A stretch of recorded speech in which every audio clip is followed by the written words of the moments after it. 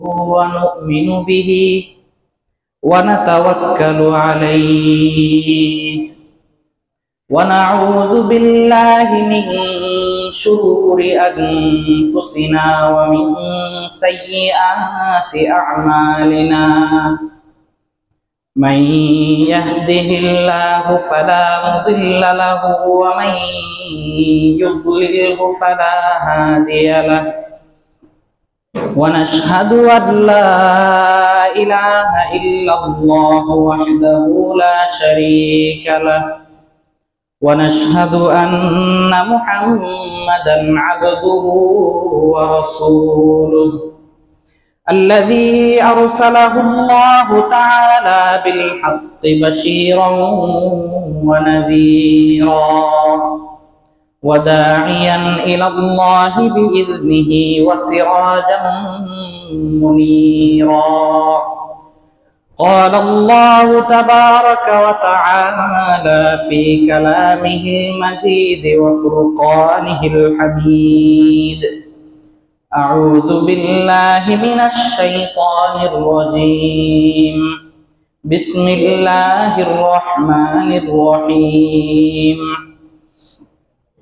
بلى من كسب سيئة وأحاطت به خطيئته فأولئك أصحاب النار هم فيها خالدون وقال رسول الله صلى الله عليه وسلم تداووا يا عباد الله فإن الله لم يضع داء إلا وضع له شفاء أو كما قال عليه الصلاة والسلام صدق الله مولانا العظيم وصدق رسوله النبي الكريم ونحن على ذلك لمن الشاهدين والشاكرين والحمد لله رب العالمين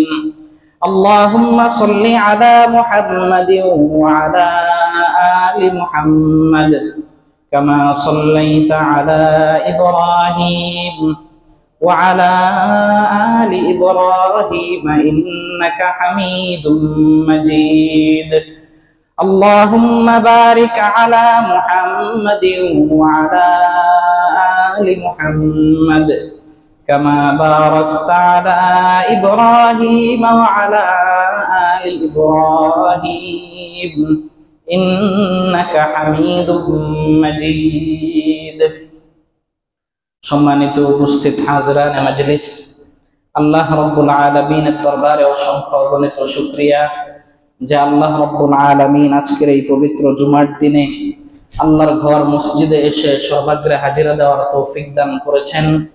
এজন্য সকলেই সানন্দে স্বতঃস্ফূর্তভাবে আগ্রহের চিত্তে বলি আলহামদুলিল্লাহ। আল্লাহ রাব্বুল আলামিন পৃথিবীতে মানব জাতিকে সৃষ্টি করেছেন। দুনিয়াতে আমরা যত কাজ করি প্রত্যেকটা কাজের পিছনে সাধারণত কোনো না কোনো একটা উদ্দেশ্য থাকে। মিস্ত্রি কাজ করছে, হাড় ভাঙা পরিশ্রম করছে, উদ্দেশ্য কি? মালিকের উদ্দেশ্য একটা ভবন নির্মিত হবে, একটা ঘর তৈরি হবে। মিস্ত্রির উদ্দেশ্য সে দিন শেষে কিছু মজুরি পাবে, যেটা দ্বারা তার সংসার পরিচালিত হবে।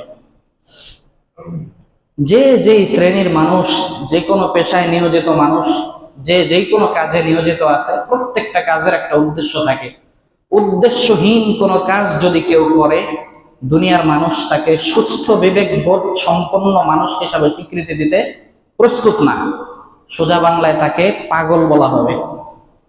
তা আল্লাহ তাআলা এই বিশাল আসমান জমিন, নবমণ্ডল ভূমণ্ডল সবকিছু সাজালেন। আল্লাহ তাআলা কি উদ্দেশ্যে এটা করলেন? আল্লাহ নিজেই কোরআনের মধ্যে ঘোষণা করছেন, ওয়ামা খালাকতুল জিন্না ওয়াল ইনসা ইল্লা লিয়াবুদুন। আমি পৃথিবীতে মানব সম্প্রদায় এবং জিন সম্প্রদায়, মানব দানব, মানুষ এবং জিনদেরকে সৃষ্টি করেছি শুধুমাত্র, কেবলমাত্র, একমাত্র আমার ইবাদতের জন্য। আল্লাহ তাআলার বর্ণনা ভঙ্গিটা একটু খেয়াল করি। মানব সৃষ্টির উদ্দেশ্য কি? একমাত্র শুধুমাত্রই আল্লাহর ইবাদতের জন্য। আল্লাহ তাআলা এতটুকুই বললেন এখানে। আর এক আয়াতের মধ্যে আল্লাহ বলেন, ওয়ামা উমিরু ইল্লা লিয়াবুদুল্লাহা মুখলিসিনা লাহুদ্দিন। লম্বা কথা বলার অবকাশ নেই, সময়ও খুব কম। এবার আমরা পৃথিবীর বাস্তবতার দিকে তাকাই। পৃথিবীতে আমি আপনি দুনিয়ায় স্বাভাবিক জীবন যাপন করতে গেলে আল্লাহ তাআলার ইবাদতের বাহিরেও অনেক কাজ আমাদের করতে হয় না? ব্যবসা বাণিজ্য করতে হয়, চাকরি বাকরি করতে হয়, হ্যাঁ, খেতে ফসল ফলাতে হয়, রাজমিস্ত্রিরা রাজমিস্ত্রির কাজ করে। তো সমস্ত কাজ, বহু কাজ আছে ইবাদতের বহির্ভূত কাজ।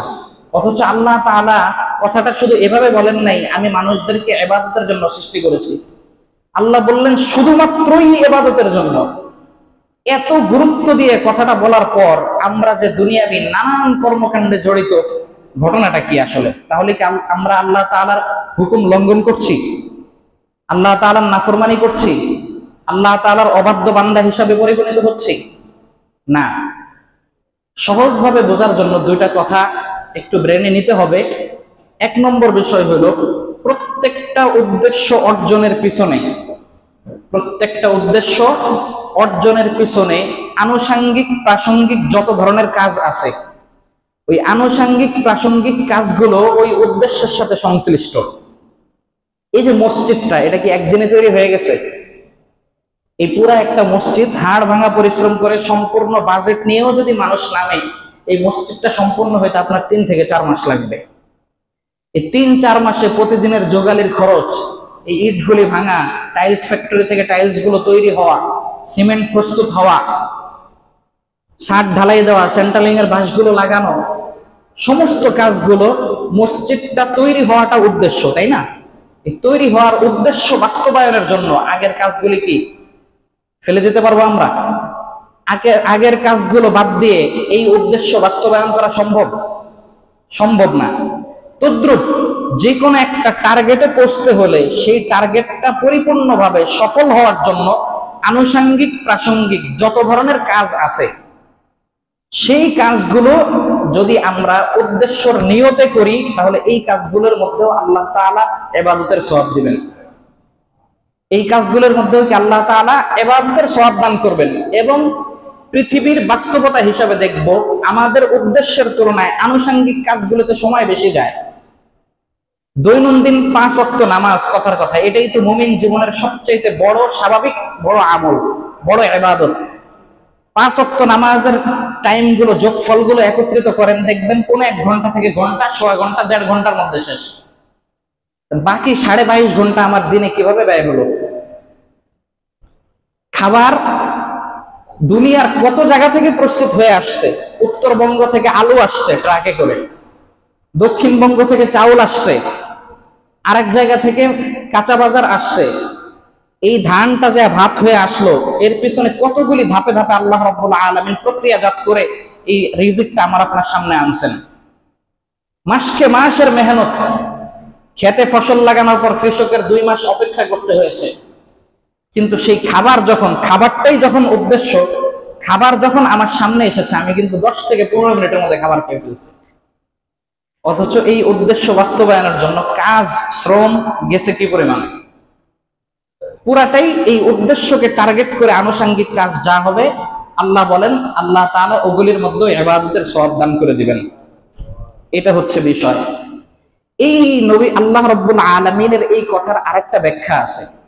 মানুষের জন্ম থেকে নিয়ে মৃত্যু পর্যন্ত যত ধরনের কার্যক্রম সে সমাধান করবে, প্রত্যেকটা প্রয়োজনীয় কাজের মধ্যে আল্লাহ এবং আল্লাহর রাসূল সাল্লাল্লাহু আলাইহি ওয়াসাল্লামের দিক নির্দেশনা আছে, নীতিমালা আছে। স্বাভাবিক ইবাদত, নামাজ, রোজা, হজ, যাকাত, তাসবিহ, তাহলিল, আমরা যা করি, দান সদকা করি, অপর মানুষের বিপদের পাশে দাঁড়াই, নিজের ভূখণ্ডের হেফাজতের জন্য যদি কখনো সংগ্রামও করতে হয়, নিজের দেশের রাষ্ট্রের হেফাজতের জন্য, ইসলামের হেফাজতের জন্য জিহাদ করা, যুদ্ধ করা, সেনাবাহিনীর মাধ্যমে যেই ফোর্সগুলো পাঠানো হয়, সবগুলোই ইবাদতের শামিল। এই জন্যই তো শহীদদের এত মর্যাদা। তো যেটা বলতে চাচ্ছি যে মৌলিক ইবাদত গুলো করতে গিয়ে প্রাসঙ্গিক যে কাজগুলো আছে সেই কাজগুলো যদি আমরা আল্লাহ এবং আল্লাহ রাসূল সাল্লাল্লাহু আলাইহি ওয়াসাল্লামের পদ্ধতি মেনটেন করে করি, তাহলে ওই কাজগুলিকেও আল্লাহ তাআলা ইবাদত বানায় দিবেন। একটা উদাহরণ, একটা দৃষ্টান্ত আপনাদের সামনে পেশ করি। দৃষ্টান্তটা শুনতে একটু অন্যরকম শোনা গেলেও আমরা অনুধাবন করার চেষ্টা করবো ইনশাআল্লাহ। মানুষ হিসাবে আমরা প্রত্যেক দিন কমের পক্ষে স্বাভাবিকভাবে 2 থেকে 3 বেলা খাবার গ্রহণ করি না? এই খাবারটা গ্রহণ করেই শেষ, এরপর আর কোনো কাজ নেই। এটা পেটে গিয়ে হজম হবে, হজম হওয়ার পর শেষ না, এরপরও একটা কাজ আছে। স্বাভাবিক বাংলায় মানুষকে কোথায় যেতে হয়? প্রাকৃতিক প্রয়োজনে ওয়াশরুমে যাওয়া লাগে। এটা কত নিন্দনীয় একটা কাজ, কত নিম্নমানের একটা কাজ। সমস্ত মানুষ কেউ এই এরিয়ার বাইরে যেতে পারবে না। এই কাজ প্রাকৃতিক, এই প্রয়োজন প্রত্যেকেরই জরুরি, মানব জীবনের অবিচ্ছেদ্য অংশ। এরকম নোংরা ঘৃণিত একটা কাজ, এত নিম্নমানের একটা কাজ, এই কাজের ক্ষেত্রেও আল্লাহ রাসূল সাল্লাল্লাহু আলাইহি ওয়াসাল্লামের সুন্নাত আছে। যখন ওয়াশরুমে যাব, মাথায় একটা টুপি নিয়ে যাব ইনশাআল্লাহ। মাথায় খালি মাথায় যাব না, সুন্নতি পোশাক রেখে, যে সমস্ত পোশাক পরলে নিজের শালীনতা ঠিক থাকে এবং নিজের পরিষ্কার পরিচ্ছন্নতা অর্জন করতে সুবিধা হয়, এরকম পোশাক পরে যাব। এরপর যাওয়ার সময় সুন্দরভাবে জুতা পরিধান করে টিস্যু, পরিষ্কার পরিচ্ছন্নতার যাবতীয় উপকরণ এগুলি সাথে নিব। এগুলি ইসলামের শিক্ষা, প্রত্যেকটা হাদিস বলে বলে বলার সময় নেই এখন। এগুলি নিয়ে বাম পায়ে প্রবেশ করব। বাম পায়ে সুন্নত তরিকায় বসারও নিয়ম আছে, ডান পায়ের উপর চাপ হালকা বেশি রাখবো। এরপর আমার প্রয়োজন শেষ করে আবার যখন বের হব তখন ডান পায়ে বের হব। যখন ওখান থেকে বের হব পর্যাপ্ত পরিমাণ পানি ব্যবহার করব, যাতে করে আমার অপর ভাই আসলে তার কষ্টের কারণ না হয়। এইভাবে পরিচ্ছন্নভাবে যখন এই কাজটা আমরা করলাম, পুরা কাজটা আল্লাহ রাব্বুল আলামিন ইবাদত হিসাবে পরিগণিত করে ইবাদতের সওয়াব দান করে দিবেন। এত নিম্নমানের একটা কাজ, কিন্তু আল্লাহর রাসূল সাল্লাল্লাহু আলাইহি ওয়াসাল্লামের তরিকা মেনটেন করার কারণে যেই কাজটা পশু পাখি, গরু ছাগল তারাও করে, আশরাফুল মাখলুকাত সৃষ্টির সেরা মানুষও করে, মানুষেরটা হয়ে গেল ইবাদত, তাদেরটা স্বাভাবিক কর্ম হিসাবে রয়ে গেল। সর্বনিম্ন উদাহরণটা দিয়ে বুঝিয়ে দিলাম। এই জন্য জন্ম থেকে নিয়ে মৃত্যু পর্যন্ত যত কাজ আমরা করি, প্রত্যেকটা কাজের পিছনে নিয়তটা যদি আমরা ঠিক রাখি, সুন্নত পদ্ধতি যদি আমরা অনুসরণ করি, তাহলে আমাদের সমস্ত কাজ ইবাদত। একটা হাদিসের মধ্যে আসছে, কোন বান্দা যখন এশার নামাজ জামাতের সাথে আদায় করবে, এশার নামাজ জামাতের সাথে আদায় করার পর আপনি কি 24 ঘন্টা না ঘুমিয়ে থাকতে পারবেন? 24 ঘন্টা না ঘুমিয়ে থাকেন, দেখেন শরীর সাপোর্ট দেয় কিনা আপনাকে। ঘুমটা মানুষের চার্জ, খাবারের চেয়েও বেশি গুরুত্বপূর্ণ মানুষের ঘুম। মানুষ খাবার না খেয়ে 2-3 দিনও বেঁচে থাকতে পারে, কিন্তু আপনি একদিন যদি না ঘুমান, আপনার শরীর এই পরিমাণ দুর্বল হয়ে পড়বে, 2 দিন না খেলেও এই পরিমাণ দুর্বল হবে না। যখন আপনি এশার নামাজ পড়ে ঘুমাতে যাচ্ছেন, কেন ঘুমাতে যাচ্ছেন? ঘুমটা এটা মানব জীবনের অবিচ্ছেদ্য অংশ। আমি সুস্থতা থাকার কোনো বিকল্প নাই ঘুম ছাড়া। সহি নিয়তে যখন ঘুমাইতে যাবেন, ঘুমের সময় দোয়া করবেন আর মনে মনে এই উদ্দেশ্য রাখবেন যে ফজরের নামাজটা যেন আমি টাইম টু টাইম উঠে জামাতের সাথে পড়তে পারি, ওই সময় যেন আমার কোনো অলসতা না কাজ করে শরীরে। এই নিয়ত করে যদি আপনি ঘুমান, নবীজি বলেন ওই বান্দাকে অর্ধেক রাত পর্যন্ত ইবাদতের সওয়াব দিয়ে দেওয়া হয়। এরপর এই লোকটা যদি ফজরে উঠতে পারে, ফজরটাও যখন আবার জামাতের সাথে ঠিক মতো পড়তে পারবে, নবীজি বলেন ফজরটা যখন জামাতের সাথে পড়া কমপ্লিট হয়ে গেল, নবীজি বলেন আল্লাহ তাআলা বাকি অর্ধেক রাতেরটাও তার ইবাদত হিসাবে লিখে দেন। পুরা রাত ইবাদতে রূপান্তরিত হয়ে গেল। অথচ কিন্তু ঘুমাইলাম, আমিও ঘুমাচ্ছি, আমার অপর ভাইও ঘুমাচ্ছে, কিন্তু একজনের ঘুম ইবাদত হচ্ছে, আর একজনের ঘুম ওটা স্বাভাবিক মানবীয় গুণাবলী হিসাবে, মানবিক কাজ হিসাবে রয়ে যাচ্ছে, ওটা ইবাদত হচ্ছে না। এজন্য মুমিন হচ্ছে কৌশলে কাজ করবে, একই কাজ সেও করবে আমিও করব, কৌশলে আমারটাকে আমি ইবাদত বানিয়ে ফেলবো। জুমার নামাজ আমরা অনেকেই পড়তে আসছি, জুমা পড়তে আসছি, জুমার সওয়াব পাবো আলহামদুলিল্লাহ। হ্যাঁ, খুতবা শুনছি, ইসলামের কথা শুনছি, সেটারও সওয়াব পাবো। মসজিদে বসে আছি, সেটারও সওয়াব পাবো। যারা বেশি চালাক তারা কি করছে জানেন? ঢোকার সাথে সাথে সুন্নত নফলের ইতিকাফের নিয়ত করছে, সওয়াব আরেকটা বেশি পাইলাম। যারা ইতিকাফের নিয়ত করেনি তারা কিন্তু ওটা পাচ্ছে না, অন্যগুলো পাচ্ছে। এই জন্য মুমিন ইসলামের ক্ষেত্রে, ইবাদতের ক্ষেত্রে একটু চতুর হতে হবে, চালাক হতে হবে, বুদ্ধিমান হওয়া লাগবে। বলতে চাচ্ছিলাম, আল্লাহ নবী সাল্লাল্লাহু আলাইহি ওয়াসাল্লাম হাদিসের মধ্যে বলেন, নি'মাতানি মাগবুনুন ফীহিমা কাসীরুম মিনান নাস, আস-সিহহাতু ওয়াল ফারাগ। আল্লাহ রাসূল সাল্লাল্লাহু আলাইহি ওয়াসাল্লাম উম্মতদেরকে খেয়াল করে লক্ষ্য করে বলেন, ও আমার উম্মতেরা ভালো করে শুনে রাখো, তোমাদের মানব জীবনের জন্য আল্লাহ রাব্বুল আলামিন বিশেষভাবে দুইটা নিয়ামত দান করেছেন। কয়টা?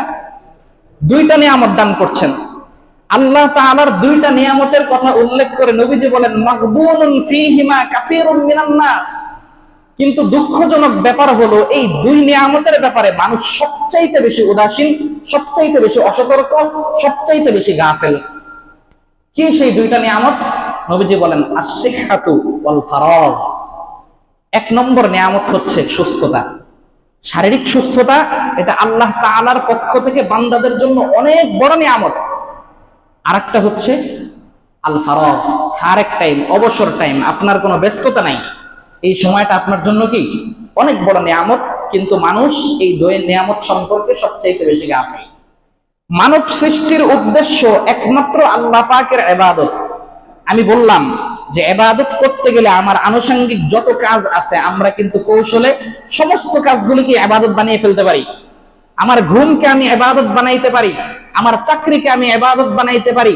ব্যবসা করছি, খাদ্যে ভেজাল দেব না, কাস্টমারকে ঠকাবো না, অন্যায়ভাবে কারোর থেকে অর্থ করে হাতিয়ে নিব না। আমার ব্যবসাটা ইবাদতে করে করতে হবে। কেমন ইবাদত? আত-তাজিরুস সাদুকুল আমিন মা'আন নাবিয়্যিন ওয়াস-সিদ্দীকিন ওয়াস-শুহাদা ওয়াস-সালিহিন। কয়টা কথা বললেন নবীজি? সৎ ব্যবসায়ী কিয়ামতের দিন জান্নাতে কাদের সাথে থাকবে? নবীজি বলেন, সৎ ব্যবসায়ী যারা, তারা নবীদের সাথে থাকবে। মা'আন নাবিয়্যিন ওয়াস-সিদ্দীকিন, সিদ্দীকিনদের সাথে থাকবে। ওয়াস-শুহাদা, যারা শহীদ, উচ্চ মর্যাদা সম্পন্ন শহীদ যারা, তাদের সাথে থাকবে।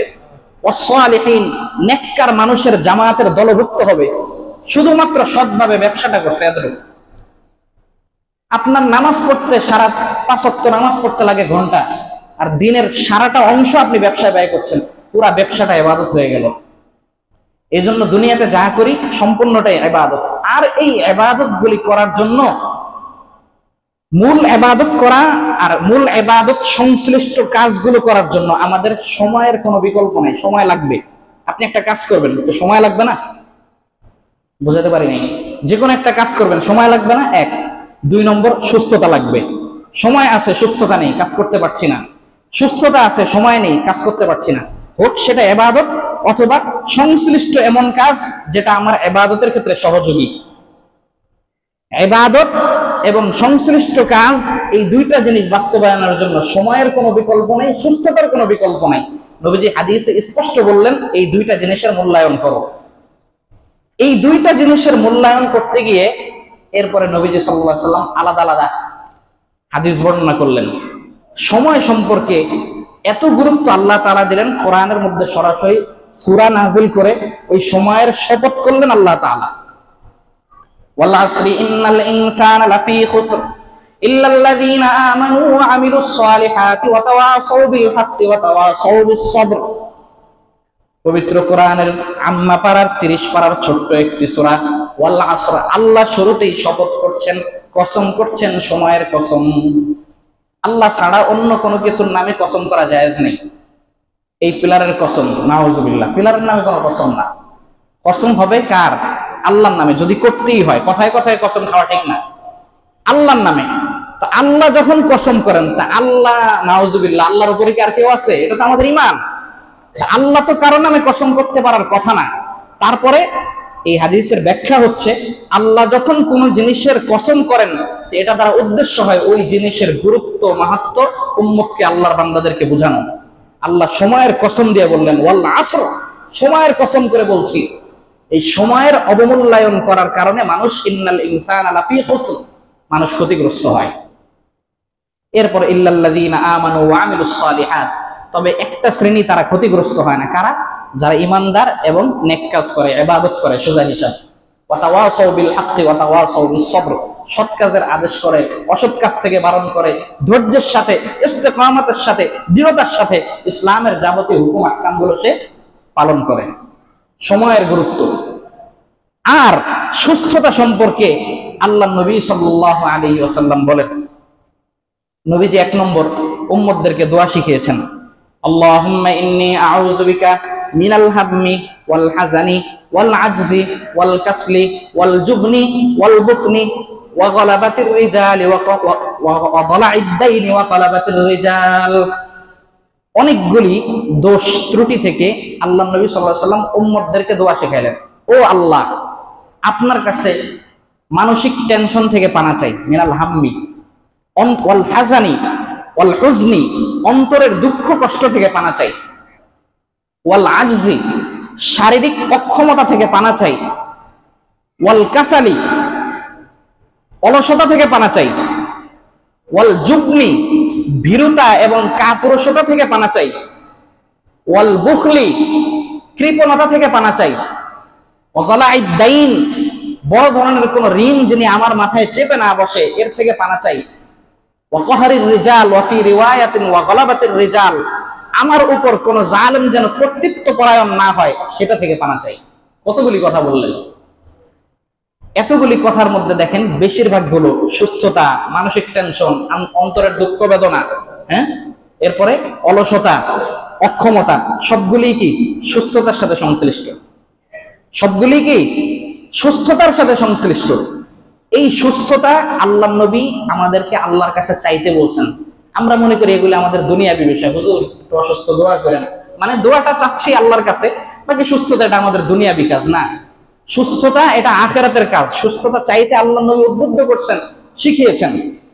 কারণ মানুষ সুস্থ না থাকলে শতভাগ ইবাদত সে পরিপূর্ণভাবে করতে পারবে না।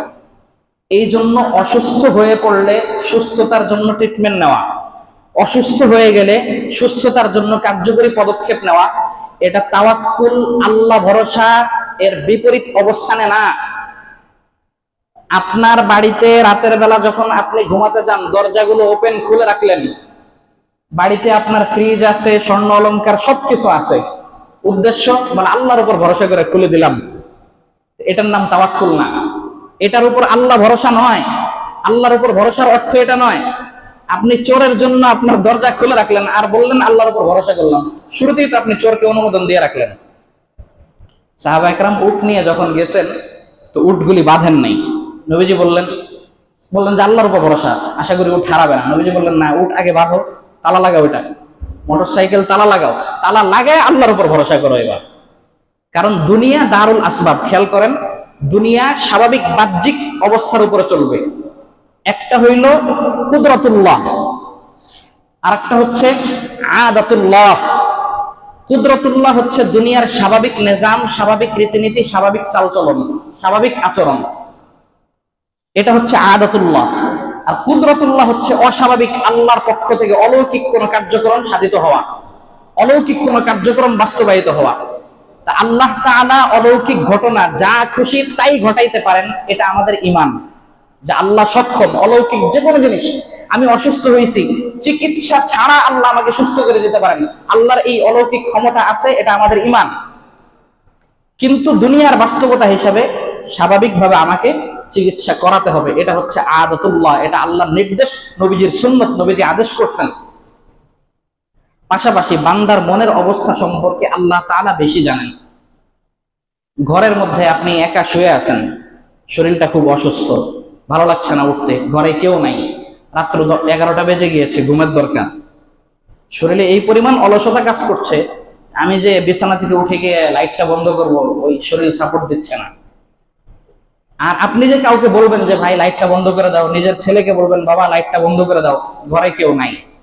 এমত অবস্থায় আল্লাহ কিন্তু সক্ষম, আল্লাহ কিন্তু পারেন, আল্লাহ নিজে লাইটটা বন্ধ করে দিতে, আল্লাহ কিন্তু পারেন। আপনি যত বড় পাক্কা নামাজি হন, আপনি ঘরে শুয়ে দেখেন, এইভাবে দেখেন আল্লাহ আপনার লাইট বন্ধ করে দেয় কিনা, জীবনও দিবে না। হঠাৎ দিতে পারে, এমন ব্যক্তিকে দিলে আল্লাহ তাআলা এমন ব্যক্তিকে দিবে যে এই ব্যাপারটা হজম করতে পারবে। আমি যদি ঘুমাই আর যদি আল্লাহরে বলে আল্লাহ তুমি তো পারো, তুমি লাইটটা বন্ধ করে দাও, আল্লাহ যদি ঠাস করে লাইটটা বন্ধ করে দেয়, এরপরে যে আমার মধ্যে একটা গরম কাজ করবে যে না আমি তো কোনো স্বাভাবিক মানুষ না, মহারাজার আলাদিনের বিশাল চেরাগ আমি পেয়ে গেছি, পুরা পৃথিবী এখন আমি নিয়ন্ত্রণ করতে পারবো, আধ্যাত্মিক শক্তিতে আমি টৈটম্বুর একজন মানুষ, এই হজম করার ক্যাপাসিটি যার নাই তাকে আল্লাহ তাআলা এই অলৌকিক জিনিস দিবেন না। অলৌকিক জিনিস আল্লাহ তাআলা তাকেই দেন যে এটা হজম করতে পারবে। এজন্য অলৌকিক পাই না বলে বিশ্বাস নষ্ট করব না, আমরা আছে, তবে আমি ওইটা ধারণ করার এখন উপযোগী হইনি। তো দুনিয়ার একটা হচ্ছে আদাত কুদরতুল্লাহ, আল্লাহর অলৌকিক শক্তি প্রয়োগের ক্ষমতা, এটা আমাদের বিশ্বাসের অংশ। আর দুনিয়ার স্বাভাবিক নেচার বাস্তবতা হিসাবে আদাতুল্লাহ, আল্লাহ দারুল আসবাব হিসাবে, আগুনে হাত দিলে হাত পড়বে, পোড়ানোর ক্ষমতা আগুনের একক শক্তি বলে না, আল্লাহর আদেশেই হবে। কিন্তু দুনিয়া যেহেতু হাত দিলে তোমার হাত পড়বে, আল্লাহ মানা করছেন হাত দিবা না, যদি হাত দাও তো তোমার এটা আত্মহত্যার শামিল হবে, কবিরা গুনাহ হবে। খেয়াল করেন, আগুনে হাত দিলে হাত পড়বে, আগুনের পোড়ানোর কোনো স্বতন্ত্র ক্ষমতা নাই, আল্লাহর অনুমতি পেয়েই সে পোড়ায়। আমি আপনি যদি হাত দেই সওয়াব হবে না, গুনাহ হবে স্বাভাবিকভাবে। এই জন্য দুনিয়াতে যখন কেউ অসুস্থ হয়ে যাবে তার জন্য ট্রিটমেন্ট, চিকিৎসা এটা কি নিতে হবে। হাদিস থেকে শুনেন, হযরতে আলী রাদিয়াল্লাহু তাআলা আনহু, ইসলামের 4 খলিফার অন্যতম একজন, উনি একবার ওনার স্টোমাক সংক্রান্ত পেট জনিত কারণে অসুস্থ হইলেন। অসুস্থ হওয়ার পর আরবের লোকজন তাদের যে খাদ্যাভ্যাস ছিল, খাদ্যাভ্যাস অনুযায়ী, খাদ্যের তালিকা অনুযায়ী, মেনুতে তাদের যে খাবারগুলো ছিল, হযরত আলী রাদিয়াল্লাহু তাআলা আনহু ওখান থেকে খাবার গ্রহণ করতে গেলেন। নবীজি বললেন, মাহিয়া আলী, থামো, তুমি এই খাবারে হাত দিও না। কেন? ফাইন্নাকা নাকিহ, তুমি সদ্য রোগ মুক্তি প্রাপ্ত, তুমি রোগী ছিলে, মাত্রই তুমি রোগ থেকে কি আরোগ্য লাভ করলে, এখনই এই খাবারটা তোমার ভালো সুট করবে না, এই খাবার তুমি খেও না। বলেন, আল্লাহ নবী হযরতে আলীর হাত ধরছেন। আল্লাহ নবীর তাওয়াক্কুল আমার আপনার চেয়ে কম না বেশি? আল্লাহ নবীর তাওয়াক্কুল, আল্লাহ ভরসা আমার আপনার চেয়ে কম না বেশি? আল্লাহ নবী আলীর হাত ধরে আটকায় দিলেন, মাহিয়া আলী, থামো, খাবা না এটা। এরপর তার জন্য আলাদা শালগম, সবজির জাতীয় ভেজিটেবল দিয়ে স্যুপ করে নিয়ে আসছে যে এটা খাও, এটা তোমার পেটের জন্য এখন কি ভালো। আরেকটা হাদিসের মধ্যে আসছে, তাদাউ ইয়া ইবাদাল্লাহ ফাইন্নাল্লাহ লাম ইয়াদা দাআন ইল্লা ওয়াদা লাহু শিফাআন। আল্লাহর নবী সাল্লাল্লাহু আলাইহি ওয়াসাল্লাম উম্মতদেরকে লক্ষ্য করে বলেন, দুনিয়াতে যা কিছু দেখো আর না দেখো, যা কিছু হয় আর না হয়, সব কিছু কার পক্ষ থেকে হয়? কথা বলেন, আল্লাহর পক্ষ থেকে হয়। সুস্থতা আল্লাহর পক্ষ থেকে বান্দার জন্য বড় নিয়ামত, আর অসুস্থতাও আল্লাহর পক্ষ থেকেও এক ধরনের নিয়ামত। অসুস্থতাও একটা নিয়ামত। এই জন্য অনেক বুজুর্গানে দিন, অনেক সুলাহায়ে উম্মতদেরকে দোয়া শিখিয়েছেন, বলে আল্লাহ যখন অসুস্থ হইলা আল্লাহর কাছে দোয়া করো, ও আল্লাহ আপনি আমাকে সুস্থতা দান করে দেন, জায়েজ আছে, সমস্যা নেই। এভাবে দোয়া করা যাবে, আল্লাহ আপনি আমাকে সুস্থতা দেন, জায়েজ আছে, সমস্যা নেই। কিন্তু যাদের অন্তরটা আল্লাহর সাথে আরো বেশি মহাব্বতের সম্পর্ক, তারা বলে, ও আল্লাহ সুস্থতা আপনার পক্ষ থেকে একটা নিয়ামত, অসুস্থতাও আল্লাহর পক্ষ থেকে, আপনার পক্ষ থেকেও একটা নিয়ামত। তবে সুস্থতার নিয়ামতটা আমার জন্য আরামদায়ক, অসুস্থতার নিয়ামতটা আমার জন্য কষ্টদায়ক। মেহেরবান মাওলা, মেহেরবানি করে আমার অসুস্থতার নিয়ামতকে আপনি সুস্থতার নিয়ামত দ্বারা পরিপূর্ণ করে দেন। অসুস্থতাও নিয়ামত। কেন?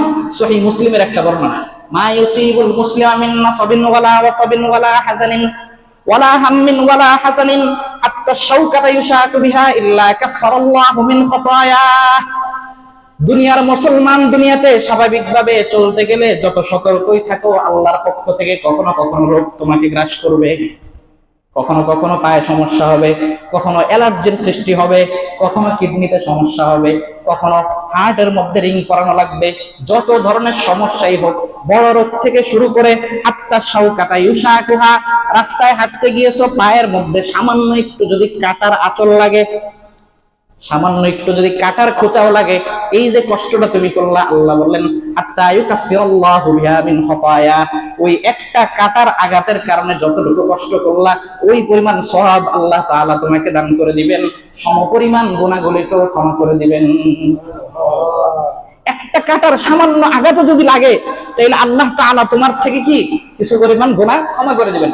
তাহলে অসুস্থতাটা নিয়ামত। এই জন্য বলছে যে দোয়াটা আল্লাহর কাছে এইভাবে করো, আল্লাহ আপনি আমাকে অসুস্থতার নিয়ামতকে সুস্থতার নিয়ামত দ্বারা পরিপূর্ণ করে দেন।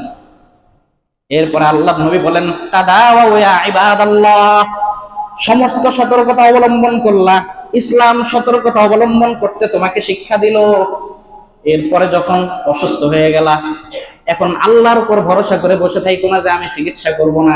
চিকিৎসা করো, সুন্নতি চিকিৎসাও করো, জমজমের পানি পান করো, আল্লাহর নবীর উপর কথার উপর বিশ্বাস রাখো। মা ও জমজম লিমা শরিবালাহু, জমজমের পানি বান্দা যেই উদ্দেশ্যে পান করবে আল্লাহ তাআলা সেই উদ্দেশ্যকেই কবুল করে নেবেন। দেখেন আল্লাহ তাআলার এই অস্বাভাবিক কার্যক্রম যেগুলি, এগুলির ফলাফল তাৎক্ষণিক পাইতে হলে একটা দিল লাগে, ওটা সবাই পায় না। একটু আগে বললাম না, একটা দিল লাগে।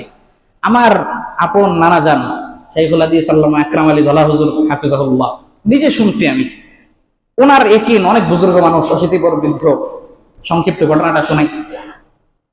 মা ও জমজম লিমা শরিবালাহু, যেই উদ্দেশ্যে মানুষ জমজম পান করে আল্লাহ তাআলা ওটাই কবুল করে ফেলেন। মক্কা শরীফে হারামের মধ্যে হজের সময় বা উমরার সময় খুব আগ্রহ নিয়ে যায়, কাবার চত্বরে একদম ফার্স্ট প্রথম কাতারে আমি নামাজটা পড়বো। হাজার হাজার লক্ষ লক্ষ কোটি কোটি মানুষ ওখানে, লক্ষাধিক মানুষ। কিভাবে প্রথম কাতারে যেতে হবে? সেই বেলা 9টা-10টা থেকে সিরিয়াল দিতে হয়েছে। সামনের কাতারে এসে বসছেন, আধা ঘন্টা যায়, 1 ঘন্টা যায়, 1.5 ঘন্টা যায়, 2 ঘন্টা যায়। জুমার সময় কাছায় আসছে, যেহেতু আগে আসছে এখন পেশাবের চাপ লাগছে। এই যে 2 ঘন্টা কষ্ট করলো, আগে আসছে, এখন মানবিক জরুরত দেখা দিচ্ছে, প্রস্রাবের প্রয়োজন। এখন কি করবে? এখন যদি যাই শেষ, দিনটা ভেঙে যাবে। এই গনিমত আর সারা জিন্দেগিতে পাবো কিনা, চাইলেই তো আর মক্কা মদিনায় পৌঁছতে পারবো না। সাথে সাথে এই হাদিস মনে হয়েছে, মা ও জমজম লিমা শরিবালাহু, জমজমের পানির মিনি বোতলটা পকেটে ছিল, বের করে বিসমিল্লাহ বলে খাইলো। মা ও জমজম লিমা শরিবালাহু, যেই উদ্দেশ্যে জমজম পান করা হবে আল্লাহ তাআলা সেটাকে কবুল করেন। জমজম খাইলেন কি জন্য? প্রস্রাব চলে যাওয়ার জন্য। দুনিয়ার হিসাব কি? পানি যত খাবেন তত বেগ বাড়বে না? কিন্তু এখানে উনি খাইলেন কি? উল্টা হইল না? কুদরতুল্লাহ, আল্লাহর কুদরত। সাথে সাথে বললেন যে আমার মুহূর্তের মধ্যে, কিছুক্ষণের মধ্যে স্বাভাবিক হয়ে গেল, অস্বাভাবিক লাগলো না। সুন্দরভাবে নামাজ পড়ে পরে ওখান থেকে গেছেন। তো যাই হোক, চিকিৎসার জন্য কি বলছেন যে জমজমের পানি পান করো, কোরআনের শেফার আয়াতগুলো পড়ে দম করে পানিগুলি কি আহার করো, পান করো। এগুলি হলো সুন্নতি চিকিৎসা। পাশাপাশি দুনিয়াবি চিকিৎসা গ্রহণ করতে আল্লাহর রাসূল নির্দেশ দিচ্ছেন। কি বলছেন? তাদাওয়া ইয়া ইবাদাল্লাহ, ও আল্লাহর বান্দারা, শুধুমাত্র আল্লাহর উপর চিকিৎসা ছাড়া ভরসা করো না, চিকিৎসা করতে থাকো। বলে কেন চিকিৎসা করবা?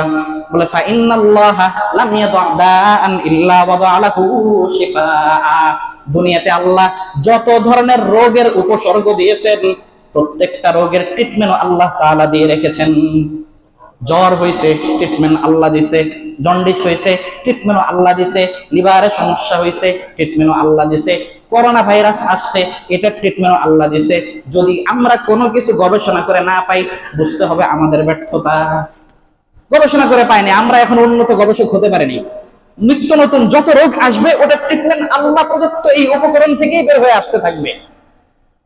এই জন্য চিকিৎসা আমাদের করতে হবে। সর্বশেষ সংক্ষিপ্ত 2টা হাদিস। আমাদের মধ্য থেকে যখন কেউ অসুস্থ হয়ে যায় তখন আমাদের করণীয় কি? হাসরের ময়দানে আল্লাহ বলবেন, আপনারা বাংলা কবিতার মধ্যেও পড়ছেন, আমি কবিতা শোনাচ্ছি না, সরাসরি আল্লাহর নবীর হাদিস শুনেন।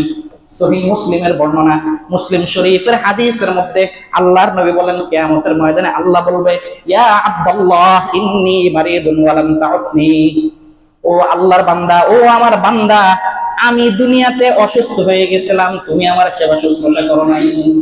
বান্দা অবাক হয়ে আল্লাহর দিকে তাকায় বলবে, কাইফা আউযুকা ওয়া আনতা রাব্বুল আলামিন, ও আল্লাহ, আমি আপনার মাখলুক, আপনার সৃষ্টি, আপনার বান্দা, আপনি নাকি অসুস্থ হয়েছেন, কিভাবে আপনার সেবা করব? ওয়া আনতা রাব্বুল আলামিন, আপনি ইহ জগৎ পরজগতের একমাত্র মালিক, আপনি, আপনার সেবা আমি কিভাবে করব? বলে, আমা আলিমতা আন্না আবদি ফুলানান কদ মারিদ, তুমি কি জানো নাই আমার অমুক বান্দা অসুস্থ হয়েছিল? আমা আলিমতা আন্না ফুলানান কদ মারিদ, আমার অমুক বান্দা অসুস্থ হয়েছে, লাউতাহু লাউতানি, যদি তুমি তাকে সেবা শুশ্রূষা করতা, ওটাই আমি আল্লাহকে সেবা করার মাধ্যম হিসাবে পরিগণিত হতো। দুনিয়াতে যখন কেউ অসুস্থ হবে তার সেবা শুশ্রূষা করা, তার পাশে দাঁড়ানো, আল্লাহ বলেন আমার ওই বান্দার যদি তুমি এই উপকারটুক করতা, তাহলে ওটাই আমি আল্লাহকে সেবা করা হিসাবে ধরা হইতো। এরপর আরেকটা হাদিসের মধ্যে নবীজি বলেন, মান আদা মুসলিমান, যখন কোন ব্যক্তি অপর আরেকজন রোগী মুসলিম ভাইকে কি করতে যাবে, সেবা শুশ্রূষা করতে যাবে, অসুস্থ হইলো দেখতে যাবে, এরপর বলেন লাম ইয়াসাল ফি ফুরফাতিল জান্নাহ, এই যতক্ষণ পর্যন্ত তাকে আপনি দেখতে গেলেন, আল্লাহর নবী বলেন এই বান্দাটা এমন একটা অবস্থার মধ্যে থাকবে যেন সে চতুর্দিক থেকে জান্নাতের ফল সংগ্রহ করছে, জান্নাতের ফল সংগ্রহ করতেছে। এরপর নবীজি বলেন ফাইদা জালাসা, যখন ওই লোক রোগীর পাশে গিয়ে বসবে, রোগীর পাশে গিয়ে বলবে গমরাতুর রাহমাতু গমাসাতুর রাহমাহ আও ইখতাবাসাত বিহির রাহমাহ, যখন রোগীর পাশে গিয়ে বসলেন রহমত উপরে নিচে চতুর্দিক থেকে তাকে বেষ্টন করে ফেলবে, কাকে, যে সেবা শুশ্রূষা করতে গেল। এরপরে হাত্তা ইয়াজলিসা, যতক্ষণ বসে থাকবে রহমতের মধ্যে থাকবে। এরপর যখন ওখান থেকে বের হবে, আল্লাহর নবী বলেন ফাইন আদাহু গুদুওয়ান, যদি সেই ব্যক্তি সকালবেলা কাউকে সেবা শুশ্রূষার নিয়তে দেখতে যায়, ইউসাল্লি আলাইহি সাবউনা আলফা মালাক, সন্ধ্যা পর্যন্ত 70,000 ফেরেশতা তার জন্য রহমতের দোয়া করতে থাকে। আর যখন কোন ব্যক্তি সন্ধ্যাবেলা আল্লাহর অপর বান্দাকে দেখার জন্য সেবা শুশ্রূষার জন্য যায়, ইউসাল্লি আলাইহি সাবউনা আলফা মালাক, সন্ধ্যা পর্যন্ত, সন্ধ্যা থেকে শুরু করে সকাল পর্যন্ত 70,000 ফেরেশতা আল্লাহর দরবারে তার জন্য রহমতের দোয়া করতে থাকেন। সকালে দেখতে যাবেন 70,000 ফেরেশতা আপনার জন্য দোয়া করতে থাকবে সন্ধ্যা পর্যন্ত, রাতে দেখতে যাবেন সকাল পর্যন্ত, ভোর পর্যন্ত 70,000 ফেরেশতা আপনার জন্য দোয়া করতে থাকবে। লম্বা কথা বলতে পারলাম না। আমাদের বড় হুজুর দীর্ঘ 20 বছর যাবত এখানে আছে। ছোট সময় থেকে আমার বাবা পিতৃতুল্য মুরব্বী, আমার উস্তাদ তুল্য মুরব্বী। আমি মন থেকে এই কথা বারবার বলি, কোন ধরনের কৃত্রিমতা নেই। অত্যন্ত বিনয়ী বিনম্র সজ্জন মানুষ আপনাদের এখানে আছেন। হুজুর খুব অসুস্থ, আল্লাহ হেফাজতের মালিক। অসুস্থতাটা এত বেশি, আমি আর এর ফলাফল বলতে চাচ্ছি না আপনাদের সামনে, আল্লাহ হেফাজত করুক। একদিকে আলেম মানুষ, সাইয়্যিদুল কওম, আপনাদের ইমাম, আপনাদের লিডার, ধর্মীয় লিডার, আপনাদের আখিরাতকে নির্ভর করে উনি সামনে দাঁড়ান, এবং মানুষটা অসুস্থ। এক, আল্লাহর কাছে খাস ভাবে দোয়া করা, পাশাপাশি ওই যে বলছে দুনিয়াবি কিছু বাস্তবতা আছে। অসুস্থ খালি দোয়া করলে হবে না, এই দুনিয়াবি বাস্তবতা, প্রত্যেকে বিবেকবান সম্পন্ন মানুষ আপনারা, দুনিয়াবি বাস্তবতাও যেন আল্লাহর পক্ষ থেকে আল্লাহ তাআলা ব্যবস্থা করে দেন। আল্লাহ তাআলা এরকম কিছু অবস্থার সৃষ্টি করে দেন যিনি তার দুনিয়াবি বাস্তবতাটাও যিনি পূরণ হয়। আমি সব কথা খুলে বলতে পারলাম না, আপনারা আশা করি বুঝতে পারছেন। এখন এই বিষয়ে সংক্ষিপ্তভাবে আমাদের মসজিদ কমিটির বরেণ্য সদস্য, সম্মানিত সহসভাপতি জনাব আলহাজ ফারুক সাহেব হযরত কিছু কথা বলবেন, এরপরে ইনশাআল্লাহ আমরা সুন্নত আদায় করব।